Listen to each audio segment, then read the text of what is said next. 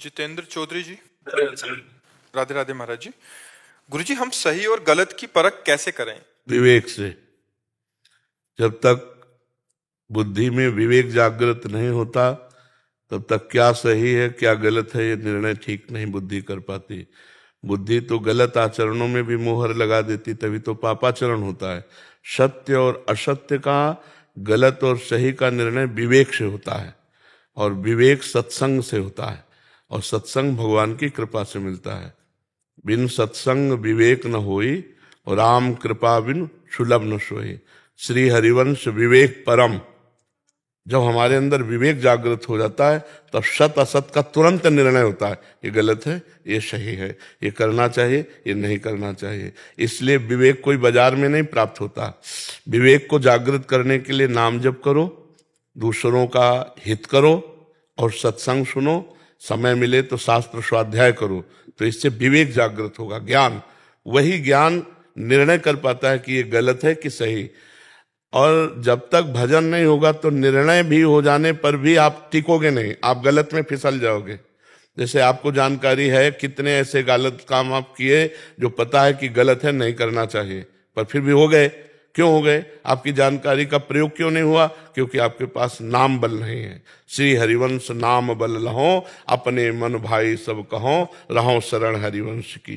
जो भगवान के आश्रित होकर, प्रभु के आश्रित होकर नाम जप करता है, तो ये गलत है नहीं करना चाहिए तो वो नहीं करेगा, क्योंकि निर्णय तो ठीक हो गया, लेकिन उस निर्णय पे चलने की सामर्थ्य चाहिए।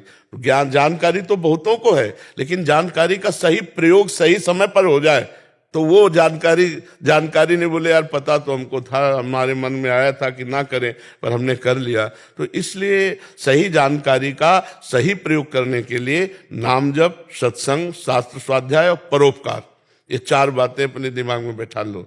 नाम जप, सत्संग, शास्त्रों का स्वाध्याय और परोपकार, इससे विवेक जागृत हो जाएगा, और विवेक सही गलत का निर्णय करेगा और सही मार्ग में चलने के लिए आपको सामर्थ्य देगा। जी। केशव भाटिया जी। राधे राधे महाराज जी। राधे राधे महाराज जी। महाराज जी, वास्तविक दैन्यता का प्रादुर्भाव कैसे हो? अभी तो ऊपर ऊपर से कह देता हूं। हाँ, ये केवल गुरु कृपा से होता है, दूसरा कोई साधन नहीं। साधन करो तो अहंकार पुष्ट होता है, मैं अमुक अमुक अमुक। लेकिन जब गुरु कृपा का आश्रय लिया जाता है तब लगता है गुरु कृपा से सब हो रहा है। मैं तो अधम जीव हूं, मेरे गुरुदेव ने हम पर कृपा कर दी, आचार्य ने कृपा कर दी, तो आज हम श्री जी के चरणों तक पहुंच रहे हैं, आज हम श्री जी का नाम जप रहे हैं, आज हम श्री जी का जस गा रहे हैं। तो वो सब कुछ करते हुए कृपा का जब अनुभव करेगा तो दैन्यता रहेगी, और जब कर्ता अनुभव करेगा कि मैंने किया तो अहंकार पुष्ट होगा। आप सब महाराज जी, यदि गुरुदेव प्रकट रूप में ना हो, अप्रकट हो, मतलब नहीं, दवाई तो प्रगट ही चाहिए। नहीं, प्रकट रूप में शरीर त्याग चुके हैं। हाँ, तो कई प्रकार के गुरु होते हैं, मंत्र दीक्षा गुरु अलग होते हैं और शिक्षा गुरु और होते हैं। श्री दत्तात्रेय जी महाराज ने 24 शिक्षा गुरु बनाए, शिक्षा गुरु 24 बनाए।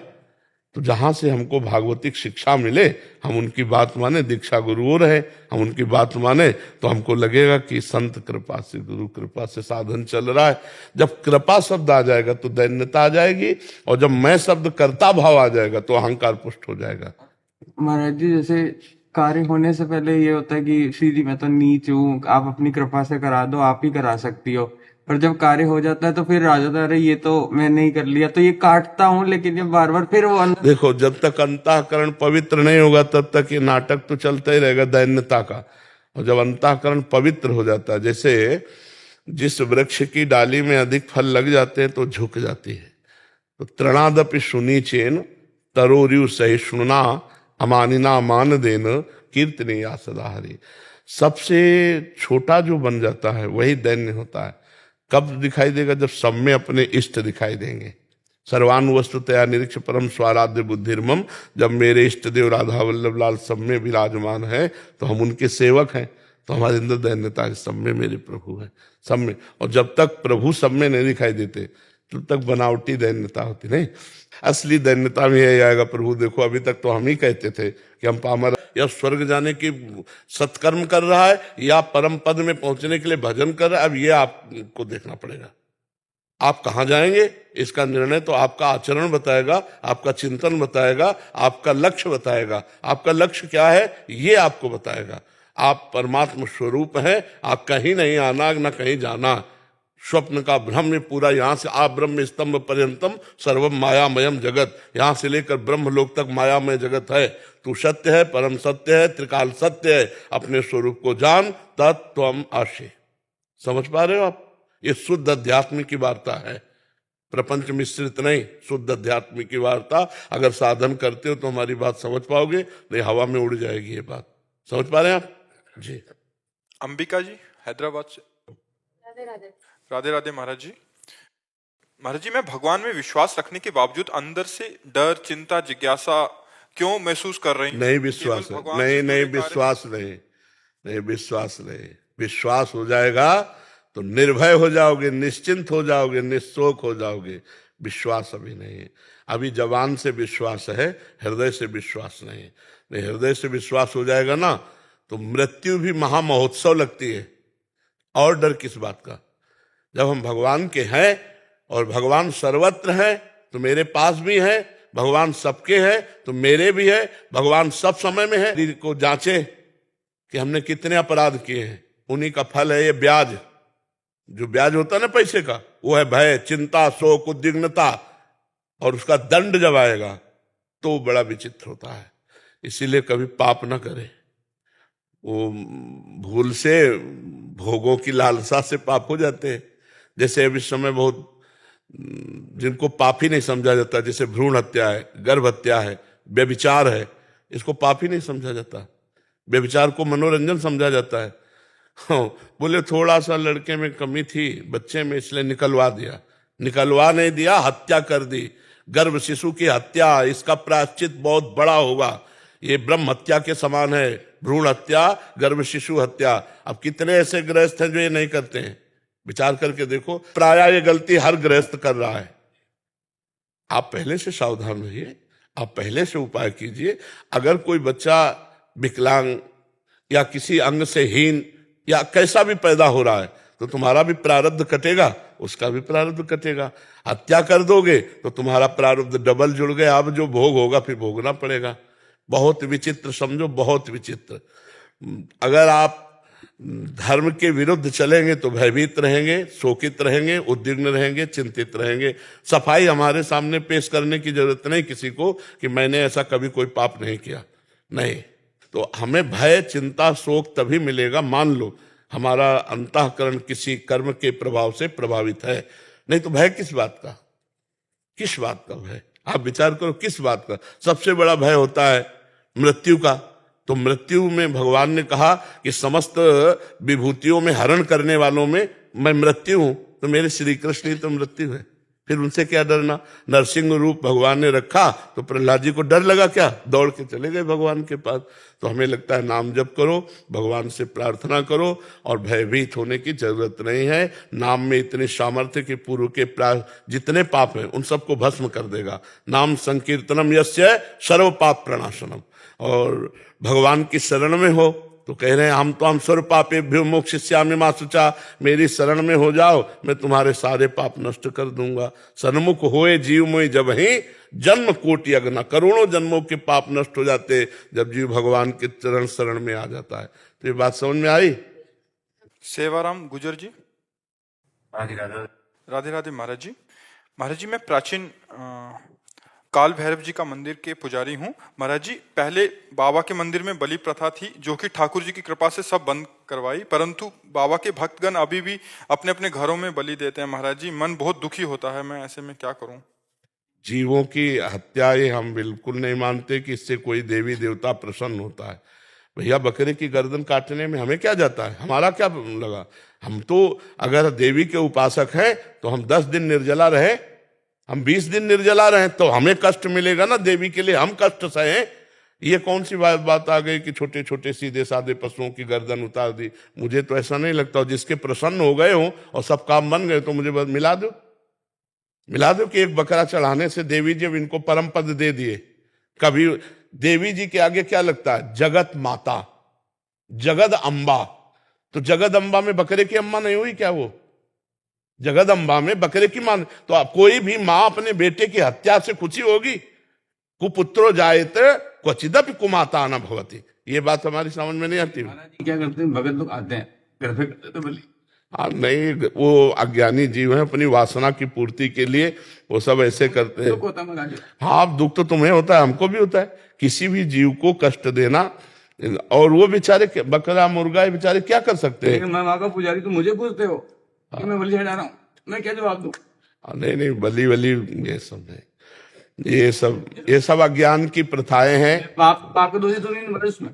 नहीं, अगर आप आदेश करेंगे और अनुमोदन करेंगे तो आपको पाप लगेगा। अनुमोदन माने हाँ ठीक है, आदेश माने ऐसा कर लो, नहीं, मैं मना कर देता तो महाराज। हाँ बस फिर तो कोई बात नहीं।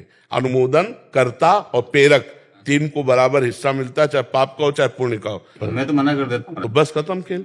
फिर कोई जो करेगा सो अपने कर्मों को अवश्य में भोक्तव्यम कर्तम कर्म शुभाशुभम। मुख्य पुजारी मुझे हूँ महाराज, बना रहे तो मुझे डर लगता है, ऐसा नहीं मैं पापी नहीं बन जाऊँ। नहीं, आप अनुमति मत दीजिए, आप आज्ञा मत कीजिए, आप निषेध करते रहिए, तो पूजा तो भगवान की करते हैं। हमारी दृष्टि में भगवान ही है सब रूपों में, चाहे भैरव हो, चाहे काली हो, चाहे दुर्गा हो, सब वो हमारे भगवान ही है, सब वो एक ही परम तत्व है। और हम ये नहीं मान सकते कि किसी भी जीव की हत्या करने पर परमात्मा प्रसन्न होता है, ये नहीं मान सकते।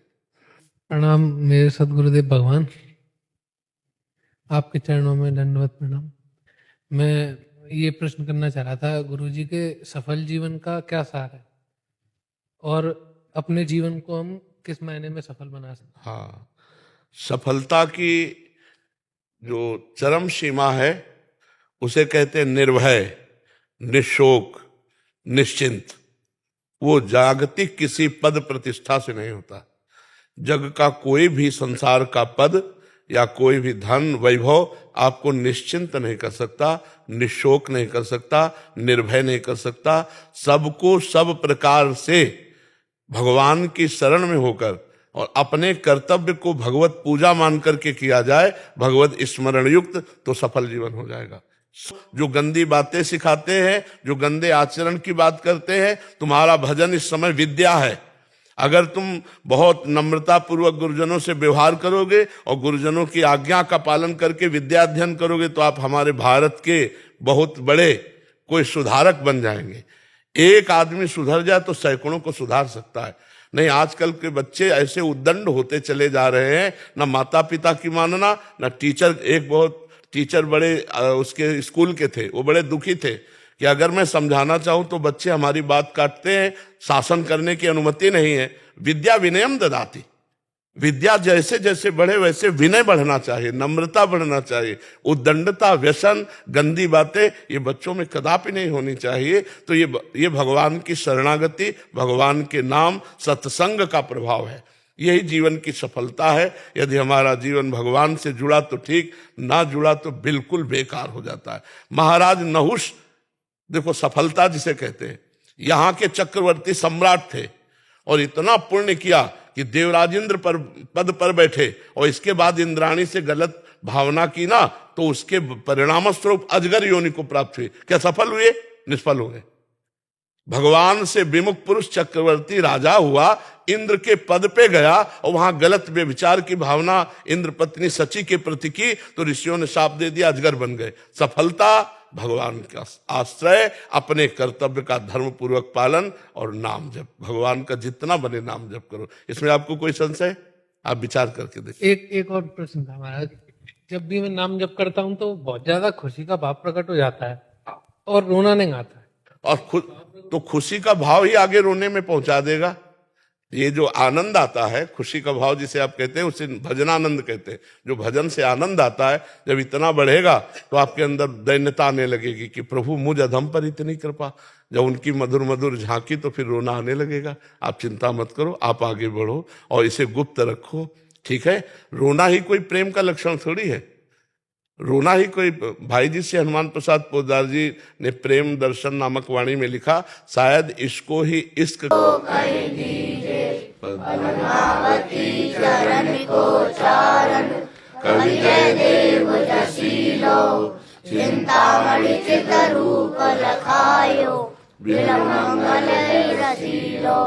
केशव भट्ट नारायण भट्ट गदाधर भट्टा विठलनाथ वल्लभाचार्य ब्रज के भूधर दट्टा नित्यानंद अद्वैत महाप्रभु सची सुमन चैतन्य भट्ट गोपाल रघुनाथ जीव अरुमलोकसाई धन्य रूप सनातन भज वृंदावन कहियारा सुत संपत्ति व्यासदास हरिवंश गोसाई दिनदुलारी दंपति श्री स्वामी हरिदास हमारे त्रिपुर बिहारी दासी नागरी नवल माधुरी वल्लभ नित्य बिहार उपासी तानसेन अकबर कर मेती मीरा कर्मा बाई रत्नावती मीर माधो रस खान रीति रस गाई अग्रदास नाभाग सखिए सवे राम सीता की सूर मदन मोहन नरसिंह तस्कर नवनीता की माधवदास गोसाई तुलसी कृष्णदास परमानंद विष्णुपुरी श्रीधर मधुसूदन दीपा गुरु रामानंद हरि भगवान मुरारी रसिक श्यामा आनंद रंगा बंका रामदास की धर्म कंचन समर भक्त निशंका राखा मद भक्त महाजन गोविंद नंद प्रबोधा दास मुरारी प्रेम निधि बैठल दास मधुरिया योधा लालमती सीता प्रभुता लीलो पारी बाई सुत विसुदियो पूज शिल पिल्ले भक्ति रसीली पाई प्रत्याद थे माल चतुर्भुज राम रसिक रस रासा आस करन मधुकर जय मदन हरिदास दासा सेना धना कबीरा नामा पूगा सदन कसाई वाल्मीकि वेदास सभा में सही न समझाई चित्रकेतु प्रहलाद विभीषण बलि प्रभाजे वामन जामवंत हनुमंत गीत किए राम जय पावन प्रीत प्रतीत प्रसाद साधु सो इन्हें इष्ट गुरु नानो तनियेश्वर मर जादु वेद की इनके हाथ बेकानो भूत भविष्य लोक 14 में भय होए हरि प्यारे तिन तिन सो व्यवहार हमारो अभिमानंद ते नारे भगवती रसिक रसिक परि कर कर सादर भोजन पावे ऊंचो कुल आचार्य अनादर देव जान नहीं आवे हम सो बहुत सुंदर बहुत सुंदर पूरी भक्त नामावली बच्चों को याद करा दी। बहुत धन्यवाद। बहुत और ये जीवन में भूलना नहीं। अगर आप भक्त नामावली का गान करते हुए चलोगे तो कभी एक्सीडेंट में आपका कभी घर से चलोगे कोई अमंगल नहीं होगा। अगर पूरी भक्त नामावली आपको याद, हम तो कहते 5 भक्तों का स्मरण करके चले ना तो उसका कभी अमंगल। और ये नामावली देखना आपको कैसी बुद्धि प्रदान करती है। हाँ, भक्तों की नामावली जो करी है चितलाए ताके भक्ति बढ़े घनी अरु हरि होए सहाय। भगवान उसकी सहायता में रहते हैं जो भक्तों का स्मरण करता है। तो ये तो बहुत, स्कूल में इसको गायन होता है क्या? ये आवासीय बच्चे हैं सदगुरुदेव भगवान। अच्छा, तो सुबह शाम दोनों जय शास्त्री जी की। हाँ, बहुत बहुत सुंदर, बहुत सुंदर, बहुत सुंदर। धन्यवाद। आज छोटे छोटे बच्चों के मुख से इतने भक्तों के नाम सुनकर हृदय गदगद हो गया, आनंदित हो गया। बहुत सुंदर। पार्थ वर्मा जी, महाराष्ट्र से। महाराज जी जी, राधे राधे महाराज जी। महाराज जी, हम प्रभु के अंश हैं। यहाँ अंश का अर्थ क्या है महाराज जी? प्रभु के अंश हैं। गंगा जी की धारा है। 1 चम्मच गंगा जल लो तो क्या कहा जाएगा? गंगा जल। 1 टैंकर तो गंगा जल कहा जाएगा ना। वैसे ही समझ लो, पूर्ण का अंश पूर्ण ही होता है। पूर्णमदः पूर्णमिदं पूर्णात् पूर्णमुदच्यते पूर्णस्य पूर्णमादाय पूर्णमेवावशिष्यते। परमात्मा का अंश क्या होगा? परमात्मा। जीवात्मा इसलिए कहा गया देहाभिमानी हो गया, नहीं परमात्मा ही है बच्चा। महाराज जी फिर अलग क्यों हुआ परमात्मा? इसी शरीर के राग से इस शरीर को तुमने मान लिया ना मैं, अब शरीर के राग में आ गए तो इंद्रियां और मन बुद्धि, अब ये भोगना, ये देखना, ये सूंघना, ये चखना है, फंस गए। ये भाव कम करना। हाँ, ये भाव कम कर दिए, जितना कम करते चले जाओगे उतने ही तुम अपने आनंद को प्राप्त हो। जो पूरा आनंद मिल गया तब तो ब्रह्म ज्ञानी हो गए। तो मतलब वही तत्व सब जगह है।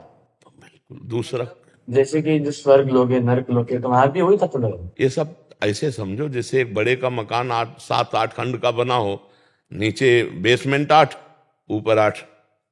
हाँ, ये फ्लोर है, मतलब नीचे मान लो बेसमेंट है ना, तलातल, रसातल, पाताल, सुतल, ये ऊपर स्वर्ग लोग, मारुलोक, जनलोक, तपलोक, सत्यलोक, ये ऐसे अनंत ब्रह्मांड उस परमात्मा के हैं। उसकी माया को, उसकी लीला को कैसे कोई दिखरावाते माते तेन अद्भुत रूप प्रचंड, रोम रोम प्रति लागे कोटि कोटि ब्रह्मांड, ब्रह्मांड निकाया निर्मित माया, रोम रोम प्रतिवेद कहे। भजन करो बच्चा तो सब बात समझ में आ जाएगी। और महाराज जी जैसे मैं कॉलेज स्टूडेंट हूँ ना, तो थोड़ा दिनचर्या जैसे आप। यही बंधन है बच्चा, मैं कॉलेज स्टूडेंट हूं, कौन बोल रहा है? हाँ वही है, ये स्वीकृति है ना, यही नहीं अनुभव होने देती। मैं स्त्री हूं, मेरा ये कर्तव्य है, मैं पुरुष हूं, मैं गृहस्थ हूं, मैं, यही उसको नहीं अनुभव होने देता। ब्रह्मविद ब्रह्मवि भवति, जो अभी कहा ना, वो अपने स्वरूप को भूला हुआ है। तो प्रधान कर्तव्य स्टूडेंट, कर्तव्य का पालन करना ही होगा। हाँ, कर्तव्य का पालन, जैसे कि मुझे ऐसा लगता है अगर एक दिन हमको जैसे हमको जैसे पता है ना कि हम स्त्री नहीं है, लेकिन हमें किसी रोल में 1 घंटा के लिए स्त्री का रोल मिले और 1000 रुपया मिले, तो 1000 के कारण हम 1 घंटा स्त्री बनेंगे, तो हम क्या स्त्री हो जाएंगे क्या? उस समय भी जब हम स्त्री बने होंगे तो हमें रहेगा मैं पुरुष हूं, केवल 1 घंटा के लिए दाढ़ी मूछ मुड़वा करके स्त्री बनाऊं। ऐसे ही मैं परमात्मा स्वरूप हूं, मुझे रोल मिला है पिता का, पुत्र का, स्टूडेंट का, या जो भी, पर हम रोल को रोल नहीं मान रहे, इसे सत्य मान रहे हैं और उसे भूल गए हैं, इसीलिए हम फिसलते चले जा रहे हैं। आपने कहा ना कि अगर कोई रोज निभा रहा है तो अगर उसको मतलब 1000 रुपए मिल रहे हैं तो वो रोज निभा। हाँ, इसमें क्या है, अपने कर्तव्य के पालन से आपका देहाभिमान नष्ट हो जाएगा। जो देह भाव है, कि जैसे पुरुष भाव है ना, ये भाव नष्ट हो। अगर सत्य धर्म का पालन करोगे तो ज्ञान हो जाएगा आपको। धर्म पालन से ज्ञान होता है, अधर्म से अज्ञान की वृद्धि होती है। तो हमको ज्ञान प्राप्ति के लिए, जैसे अर्जुन जी ने कहा मैं युद्ध नहीं करूंगा, तो भगवान ने कहा तुमको अपना कर्तव्य कर्म युद्ध करना ही पड़ेगा। भगवान को ध्यान में रखते हैं। हाँ, मामुनिस्मर युद्ध चे, मेरा स्मरण करते हुए।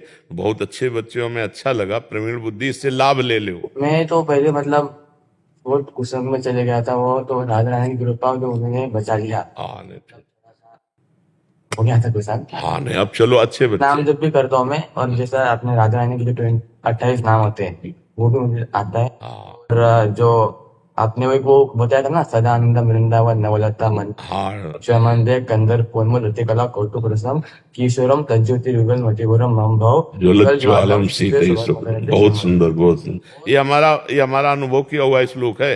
अगर इस श्लोक का जो जप करेगा तो निश्चित देखेगा कि हमारी उस आध्यात्मिक उन्नति और लौकिक उन्नति दोनों। वो मैं श्री मंगल गान भी मतलब उसका भी पाठ। कौन सा मंगल गान? जय जय जय। श्री हरिवंश। बहुत सुंदर, बहुत सुंदर। बहुत अच्छा लगा आपसे बात कर। नवीन अवस्था के बच्चे, इतनी सुंदर पकड़ है, आगे बढ़ो, भगवान की विशेष कृपा है। जो भी मेरे घर के जने, जो जैसे आपने कहा ना कि किसको बताना चाहिए, जो भगवान का आदर करता है, जो भगवान को मानता है, बिल्कुल। तो उनसे भी कहता हूँ कि महाराज जी कहते हैं नाम जपना। हाँ। तो नाम जप करो। बहुत सुंदर, बहुत सुंदर। ठीक है, नहीं नहीं, बहुत सुंदर। आप चलो, धीरे धीरे भगवान आगे का रास्ता प्रशस्त करेंगे। रेणु शौकिन जी दिल्ली से। राधे राधे महाराज जी, आपके चरणों में कोटि कोटि प्रणाम। महाराज जी, मैं किसी से भी अपने मन की बात नहीं कह पाती। यदि मुझे कोई कुछ बोल भी देता है तो मैं कोई जवाब नहीं देती और मेरे मन में वो बात खटकती रहती है। इस वजह से मैं बहुत डिप्रेशन में हूँ। वैसे मन की बात किसी से कहना भी नहीं चाहिए। रहीमन मन की मन व्यथा रखिए मन में गोए, सुनी ठिले हैं लोग सब बांट न ली है कोई। अपने मन की बात अपने प्रभु से कहो, वही सुनेंगे, वही पार करने वाले हैं। उचित उत्तर देने में हिचकिचाना नहीं चाहिए। नहीं, कई बार निर्दोष भी दोषी ठहर जाता है। मौनम स्वीकृति लक्षणम। मतलब आपको कोई गलत ठहरा रहा है तो आप अपनी लज्जा या शर्म या उसमें नहीं देखना कि हमसे बड़ा बुरा है। अगर हमें गलत ठहराया जा रहा है तो हम ठीक उत्तर देंगे, उस समय नहीं दबना चाहिए। नहीं, मौनम स्वीकार लक्षणम, दबा तो समझ में आ जाता है कि हाँ ये इसने गलती की है। और दूसरी बात, अपनी व्यथा को सिर्फ भगवान से कहना चाहिए, किसी दूसरे के सामने नहीं रखना चाहिए, क्योंकि दूसरा कोई हमारी व्यथा को समझ नहीं पाएगा। वो हमारा शोषण करने की भले सोच सकता है, व्यथा न अगर जान ले गरीब है तो फिर अच्छा हम तुम्हारा सहयोग करेंगे, फिर भारी काम कोई लेगा। मतलब वो आदमी आपसे कुछ लाभ लेना चाहेगा। अगर आप अपनी कमजोरी किसी को थमा देना कि मेरी ये स्थिति, वो आदमी आपका शोषण करना चाहेगा। भगवान से कहो जो तुम्हारा पोषण करेंगे। जो अपनी मन की व्यथा किसी से ना कहे, रहीमदास जी कहते हैं, रहीमन मन व्यथा रखिए मन में गोय। और दूसरी बात, आप कह रहे हो डिप्रेशन में जाए, तो डिप्रेशन में क्यों जा रहे हैं? क्यों जा रहे हैं डिप्रेशन में? अच्छा लगता है डिप्रेशन में जाना? महाराज जी बात को कटिंग नहीं कर पाते अंदर से। नाम जप करो, अभी कटिंग क्या उड़ा दोगे, डिलीट कर दोगे? नाम जप करो, बिना अध्यात्म के बात को उड़ाना थोड़ी आता है। अगर कोई हमें गलत बात कह दे तो कहो 10 दिन वही बैठी रहे, 20 दिन बैठी रहे, और यहाँ सेकंड में निपटा दो। ये बहुतों का प्रश्न है महाराज जी, कोई बात किसी की लग गई वो अंदर ही रह जाती है, फिर या ये जो बुद्धि मंद हो जाती है, इसका लक्षण है पाप। हमारे द्वारा पापाचरण हुए, उनका प्रायश्चित है नहीं, अब वो बुद्धि में ही तो आकर के हमको दंड देगी। तो सबसे बड़ा दंड कि हर समय हम चिंतने से परेशान है। शरीर स्वस्थ है, खाने पीने की व्यवस्था है, लेकिन दिमागी परेशानी, और दिमागी स्वस्थ होना है तो राम राम कहो, कृष्ण कृष्ण कहो, हरि हरि कहो, राधा राधा कहो। देखो, शरीर अस्वस्थ हो और दिमाग से स्वस्थ हो तो कोई परेशानी नहीं। अगर हम अस्वस्थ हो जाए तो शरीर स्वस्थ भी हो तो भी परेशान हो जाए। डिप्रेशन क्यों होता है? खाली मन शैतान का स्वरूप समझो। आप उसे नाम में नहीं लगा रहे, आप उसे धर्म में नहीं लगा रहे, भगवान के चिंतन में, तो ओवर थिंकिंग संसार की तरफ। 6 घंटे जो नींद में तुम्हें सुख मिलता है वो संसार का चिंतन छोड़ने के कारण हुए नहीं। अब तो यार सोने दो, मतलब हम चिंतन शून्य होना चाहते हैं। 6 घंटे नींद में जो सुख मिलता है वो क्या होता है? घोर तमोगुण में चले गए और चिंतन खत्म हो गया, तो इंद्रियां फ्रेश हो गई कि नहीं हो गई? अगर जागृत में संसार का चिंतन छोड़ के भगवान का चिंतन करो तो आप देखो इंद्रियां अमरत्व वाला तुम्हें आनंद देंगी, अविनाशी आनंद देने लगेंगी। तो हम थे घृत होए बरु सिकता ते बरु तेल, और बिनु हरि भजन न भवतरी या सिद्धांत पेल। डट के नाम जप करो, चलते फिरते उठते बैठते। अगर इस लोक और परलोक में आनंद ना हो जाए तो बताना, लोक परलोक सब सुख में दिखाई देने लगेंगे जब नाम जप करो। नाम जप नहीं तो चाहे जहां जितना प्रवचन सुन लो और चाहे जहां भाग के चले जाओ, आपको विश्राम नहीं मिलने वाला। विश्राम देखो, ये सब बाहरी है। यहां का अंधकार हटेगा जब नाम जप करोगे। हृदय का अंधकार नाम जप से। नाम जप नहीं तो हमारा विश्वास कहता है कि तुम्हें सुख नहीं मिल पाएगा। और गोस्वामी जी कहा नहीं, बारी मथे घृत होए बरु सिकता ते विनिश्चितम बदामिते न अन्यथा वचांस में हरिम भजनते नरा भव सागर तरंते। बिना भगवान का नाम जप किए कल्याण नहीं, मंगल नहीं, शांति नहीं, सुख नहीं, विश्राम नहीं। हमारी प्रार्थना मान लो, जासु नाम भव भेषा नानात्व में, ये नानात्व का भ्रम मिट जाए तो अनुभव हो जाए एक ही है, दो नहीं है। एक होते हुए एको हम बहुत श्यामा, मैं एक बहुत रूपों में हो जाऊं, वही खेल रहा है, दूसरा नहीं है। वो परम स्वतंत्र है, उसको कोई शासन में, सब उसके शासन में है, उसको सब उसके शासन में है। सब क्या है? माया। माया क्या है? भ्रम। वो अपने आप में अपना शासन करता है, अपने आप में अपने आप से खेलता है और अपने आप से अपने आप का विनाश कर लेता है। समझ रहे? बहुत विचित्र खेल है। इसको जो जान गया, कोई आश्चर्य में सुनता है, कोई आश्चर्य में देखता है, कोई आश्चर्य में अनुभव करता है। अनुभव कर लिया तो मुक्त हो गया, अनुभव नहीं किया तो खूब ज्ञान बोल लो और खूब ज्ञान सुन लो और पचड़े में फंसे रहोगे माया के ही। ये बड़ा विचित्र खेल है माया का। ऐसा हो सकता है कि आत्मा का ज्ञान है पर बोध नहीं है, हो सकता है भक्ति का प्रवचन हो रहा है लेकिन भगवान से प्रेम नहीं है, ये आंतरिक बात है। हो सकता है तुम प्रवचन न कर पाते हो लेकिन तुम्हें आत्मबोध हो, तुम्हें आत्म प्रेम हो। ये मतलब ये ऐसी अकस कहानी है कि समझने में भी नहीं आती। भगवान गुरुदेव जिसको अनुभव करा दे वही सब। नायमात्मा प्रवचने न लभ्या न मेधया न बहुना श्रुते न प्रवचन से और न बहुत बुद्धि से और न बहुत सुनने से। इसे गुरुदेव कृपा कर दे तो मोक्ष मूलम, गुरु कृपा, शुद्ध ज्ञान हो जाए, जड़ चेतन की ग्रंथि का जो, समझ रहे हो? सत्य और असत्य का निर्णय विवेक से होता है और विवेक जब जागृत होगा वो सत्संग से होगा। बिन सत्संग विवेक न होई और राम कृपा बिन सुलभ न सोई। तो विवेक इतना प्रवीण होता है कि तत्काल सत का अनुभव और असत का त्याग कराता है। तो सत का कभी अभाव नहीं है, कहीं भी अभाव नहीं है, और असत की कहीं सत्ता नहीं है। ना सते विद्यते भाव, ना भाव विद्यते सत्ता। अब आप विचार करके देखो, जब आप भोजन करते हो, जब आप पानी पीते हो, जब आप भोग भोगते हो, जब आप नाना प्रकार के व्यवहार करते हो, तो आप उसे नाटक रूप में करते हो या सत्य रूप में? उस समय सत्य लगता है। बस यही अज्ञान की स्थिति है, यही अज्ञान की स्थिति है। और ज्ञानी वही है, वो वैसे ही व्यवहार करेगा। लेकिन जैसे रोल में, स्वांग में वो 4 घंटे के लिए राजा रानी बने, पीछे पैसा लिए, न रानी से मतलब न राजा से मतलब, समझ रहे ना? वैसे ही यहाँ हमारा व्यवहार है, पति पुत्र परिवार नाता सब ऐसे। लेकिन वो एक स्वांग है, वो अपने को जानता है कि मैं यहाँ न पुरुष हूं न स्त्री हूं, मैं परब्रह्म परमात्मा स्वरूप हूं। और वो कहता नहीं है, व्यवहार वो ऐसे ही करता दिखाई देगा अज्ञानी जैसा, लेकिन स्थिति उसकी परमात्मा में रहती है। ये सत्य है जी। शांति का असली स्रोत क्या है? श्रद्धावान लभते ज्ञानम, बहुत ध्यान से सुनना।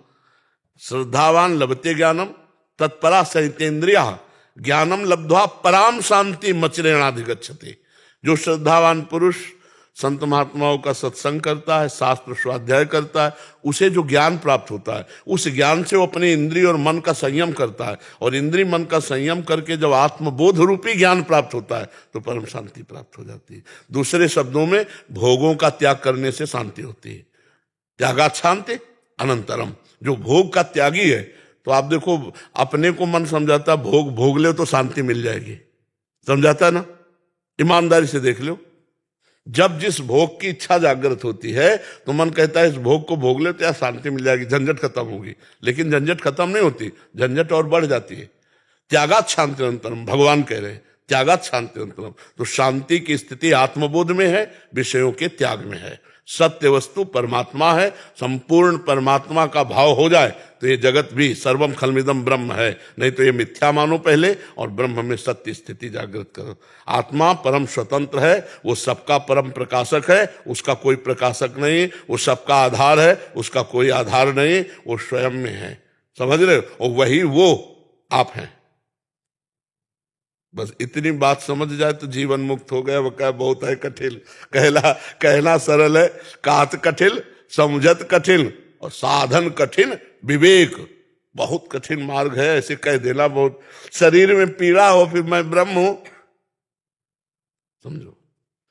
अब ज्ञान का प्रयोग जब अपने ऊपर विपत्ति आवे, शरीर पर नाना प्रकार के कष्ट आवे, फिर भी मुस्कुराहट सुरक्षित रहे, तो ज्ञान सुरक्षित है। नहीं तो चाहे जितना कि मैं शरीर नहीं हूं और आपको रिपोर्ट दी जाए कि कैंसर आखिरी स्टेज पे है, फिर आपकी फोटो खींची जाए सारा ज्ञान एक कोने में बह जाएगा, नहीं बह जाएगा? हाँ, उसे कहते हैं वाचिक ज्ञान। अगर शुद्ध बोध है तो उस समय भी आप स्थिति में रहेंगे। इसको जाना तो था ही, एक निमित्त बनना है, चला जाएगा। ये चला जाएगा, मैं तो अविनाशी हूं, मृत्यु भी मेरा क्या बिगाड़ सकती है। ज्ञान का मतलब यह है, अच्छा खाने को मिल रहा, पहनने को मिल रहा है तो मैं ब्रह्म हूं कह लो और जब प्रतिकूलताओं की मार आवे उस समय बोलो कि मैं ब्रह्म हूं, तब बात समझ में आएगी। जीव और जगत में क्या संबंध है महाराज? भ्रम का संबंध है। जासु कृपा जान जाओगे तो फिर विद्या विनय संपन्ने ब्राह्मणे गविहस्तनी सुनी च सुपाके चा पंडिता समदर्शिना, सब में एक है, वही मैं एक हूं, खत्म खेल भ्रम। ये जो जीव जगत का संबंध है ये भ्रम से हुआ है। अगर ये भ्रम नष्ट हो जाए, जिसे अज्ञान कहते हैं, अविद्या कहते हैं,